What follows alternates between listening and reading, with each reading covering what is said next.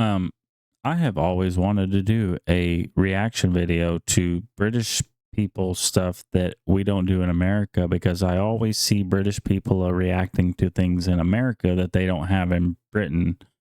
But this is the first time I think I've ever seen anything pop up. He says Americans think we're weird. 6 British household items most Americans don't use. So this is from the other side of the spectrum.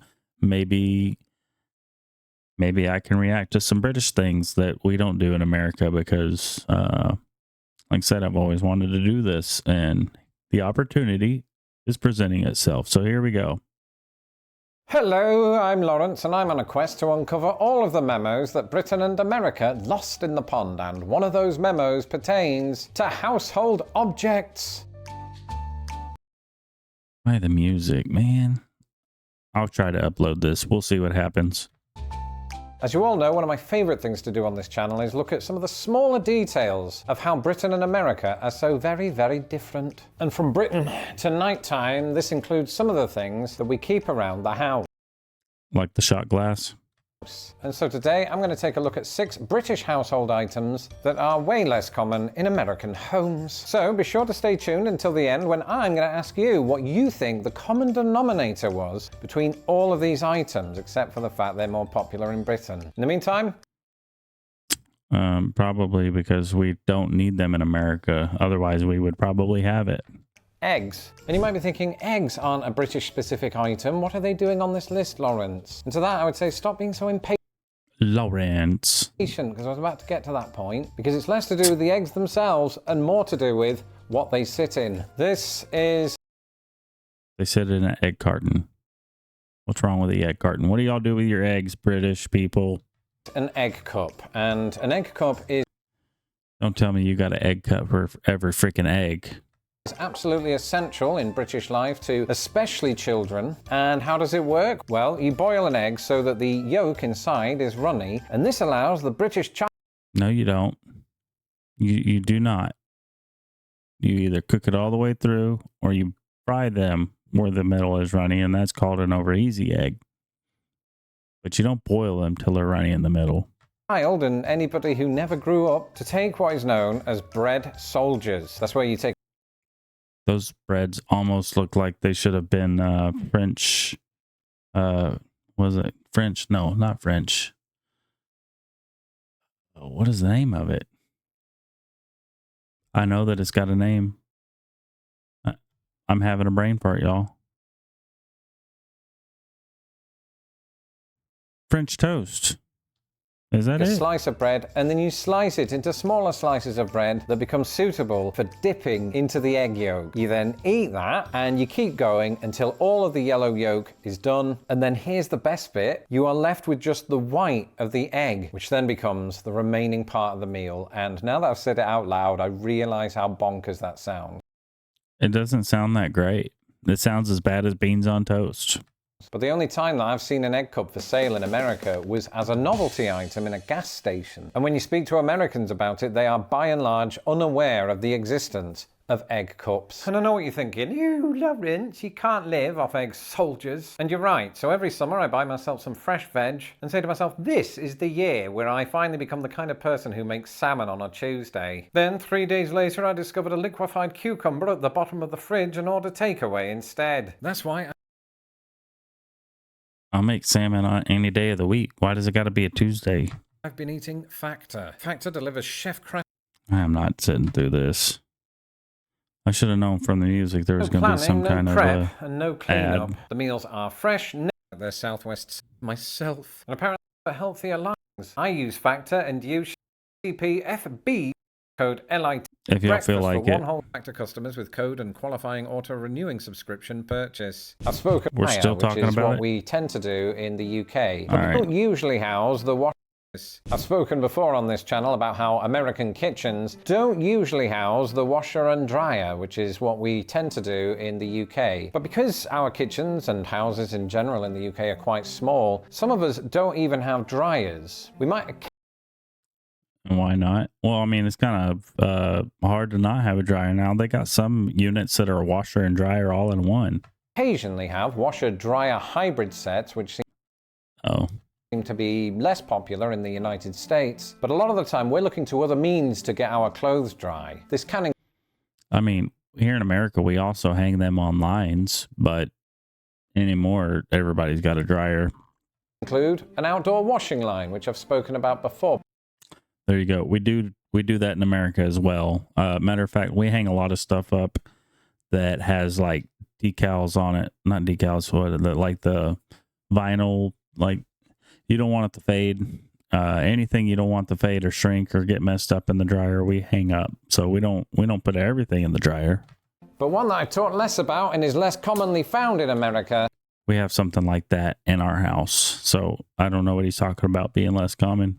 Is a clothes horse. And I will do my best to keep the horse away from Humpty Dumpty because they are useless in a Ours looks more like a coat rack. crisis. But they are useful if you don't have a dryer. And I love a good clothes horse, even though my American house, of course, has a huge dryer. And that's because you don't want to put everything in the dryer. I made that mistake. You know what? I think that he has a bigger misconception about us Americans. With this classic Lost in the Pond t-shirt. My favourite winter hat has shrunk to the size of my dog's head. Now, because British kitchens double as a laundry room, it means that a lot of British Why are you doing laundry in the kitchen? houses don't have room for a dishwasher. So what do you do instead? You do this. That's right, a washing up bowl, which That is not a washing up bowl. That is a camping sink. That's to do dishes when you're camping. I have one of those. We use it for camping. is a permanent fixture of a British kitchen sink and is less commonly found in American kitchens. And you know, when I first moved here, I was like, wait a minute, where is that bowl? Why aren't Americans using these? And it seems to me that there isn't such an emphasis during the washing up phase of soaking your dirty dishes before you clean them. I think there are a couple of reasons for that in America. We can soak our dishes in the sink. We don't need a separate basin for that. American homes. Number one, the prevalence of dishwashers means that people are taking their dirty dishes and just immediately putting them into the machine. No, we don't. Well, some of us do because, you know, kids, but we like to rinse them before we put them in there because that filter's only going to filter out so much and then you got to clean the filter. So we like to rinse our dishes off and then put them in there. But realistically, I wash a lot of stuff by hand because I find that if you got to rinse it and wash all the food off, it's almost just as quick to wash the dish and put it up as it is to put it in the dishwasher.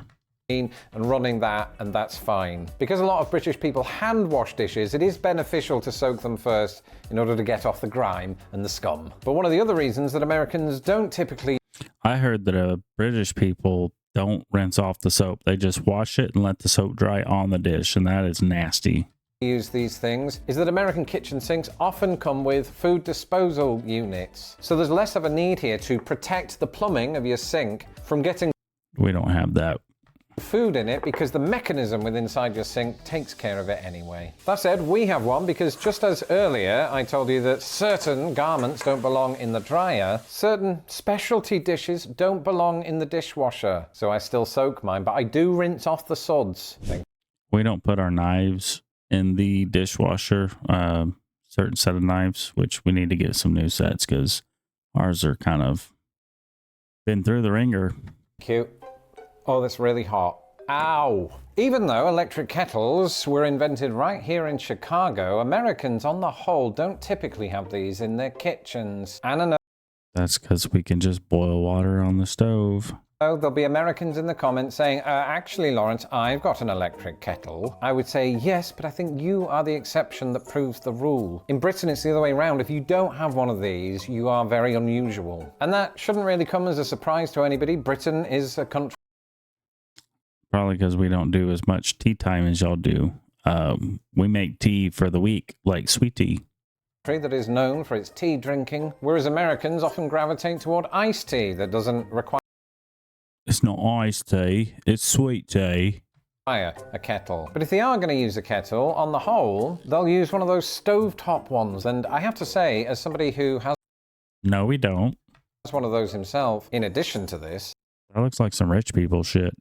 I do like stovetop kettles, if for no other reason. They whistle at me.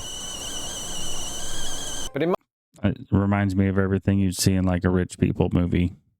For rich people, we just boil the water on the stove. my experience, these things are used in Britain to fill up one of two things. In a regular pot, not a kettle. And those two things just happen to be our final two entries. If Americans do make hot tea, they might just pour it straight into the mug, whereas in Britain, you can't really make tea without filling up a teapot. Sorry, there's a We don't need a teapot. We just put the hot water in the cup, and then we put the tea bag in the cup, and we let it seep. filter inside this thing. It's amazing. And the way it works is you put tea inside this filtration cup, put that back in there. That's because we have the bags. We don't have to do it the way you do it. We would need a teacup if we had to do it your way, but we got bags, so we just dip it in there. And then you take the kettle and you pour the hot water into there, like so, and then leave it to steep in this, and then you've got tea to serve. So it's basically the tea equivalent of those coffee jugs that they bring you in America. So riddle me this, Mr. British man. If you have a teacup and you've got a kettle, why not just make a kettle that you put the tea in that already has the water in there boiled, and you just pour the tea out that way? Diners. And since Americans overwhelmingly prefer coffee, these things are viewed here as sort of novel, like something from Harry Potter, except the magic is real. And many of us It's not magic. in Britain will take our tea to bed with us at night along with something else, and that is the hot water bottle. I'll tell you what we take to bed with us. Our Second Amendment. It goes right on the nightstand. Actually purchased this last year at Boots the Chemist in London. Well, I just randomly walked into a Boots and lo and behold found 3 different types of water bottle. I opted for the blue one because the other two made me think of sheep and prisons. And when I did so, it really stood out to me because you just don't see these in American shops. And some Americans I know will be looking at the screen right now saying, what on earth is a hot water? I know what it is. I just don't understand why you need it. Water bottle. Do British people drink hot water? No, a hot water bottle is designed to keep It's to sleep with, to keep you warm. But why do you need it? I don't understand. You don't have heater in your house or what? you warm in bed during the winter or when you're sick. So you unscrew the top like that, hot water in, presumably you had some left over while making the tea, and you fill it right to the top, just leaving enough room to be able to screw the cap back in. And Bob's your uncle, you have a hot water bottle. And Bob's not my uncle, and no, I don't need a hot water bottle because we have a heater in the house, and we got covers, and we stay nice and toasty under the covers with a heated house. What are y'all guys doing that for? Our luck, we would end up filling up the hot water bottle, and it would bust in bed, and we'd be in a soaked bed. for somebody who recently bruised his ribs trying to get a bottle lid out of the recycling, I've been thinking about using this again because even though my dogs are my hot water bottle, they also exacerbate my injury. So I think it'd be nice for like a heating pad situation. Like you need to like put a hot spot on your bag, but we don't need a hot water bottle for going to sleep. I'm going to go with that tonight. And so now comes the part in the video where I ask you what was the common denominator between all of these items. And That would be boiling water. Boiling water is the common denominator. You got to boil the water for the egg, boil the water for the tea, boil the water in the kettle, boil the water for washing dishes, boil the water for your hot water bottle for you sleeping. All right, enough me being silly. a common denominator can be summed up in one word: water. You need water to boil the eggs. You hang wet clothes on the horse. You soak dishes in the I forgot about the horse. washing up bowl. You boil water in the kettle. You pour hot water into the teapot, and you do the same with the hot water bottle. All that to say, it's an appropriate theme for a channel named Lost in the Pond. I guess so. Anyways, that was kind of anticlimactic.